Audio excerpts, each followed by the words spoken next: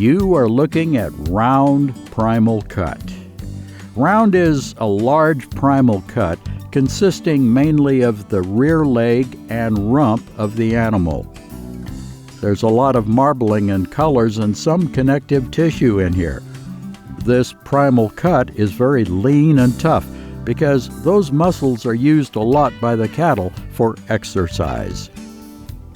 Most people choose to cut them into one-tip roasts of 2 to 3 inches. You'll get 3 or 4 good roasts out of half a beef. It's a quick and easy cut, but it also gives you a lot of meat weight to take home. If you, the customer, doesn't want a bunch of roasts to be cut into steaks, due to the toughness of this area of the beef, steak cuts will probably need to be tenderized as part of meat preparation. So it depends on the end user how this primal cut is processed. You can get top round, bottom round, or eye of round. Once you get it all pulled off, there's a lot of trimming.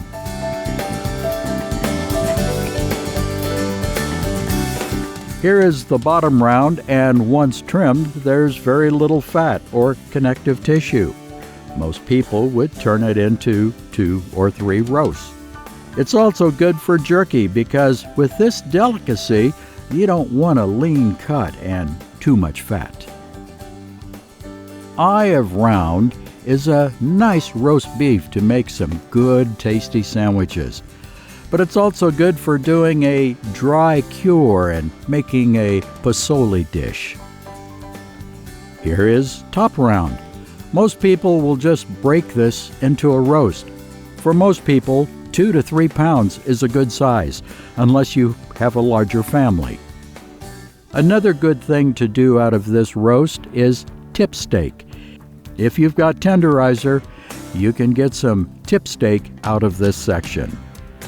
Another plus option you can get when you buy custom beef is with stew meat. When shopping at the supermarket meat section, you might not know exactly what portion of the beef is being used for their stew meat. By asking the meat processors directly what sections are used for their stew meat cut, you have a better idea of how tough the stew meat could be. Another section where roasts are coming from is the chuck section. Chuck is located toward the head of the beef cattle, which gets a lot of exercise as the animals move around. This section yields mostly roasts rather than steaks. When the meat processor or locker calls you to ask for your preferred cuts, you need to make a decision based on your cooking habits. For example, if you don't cook beef roasts often, you may want to grind chuck and the majority of the round section to have more ground beef instead of roasts.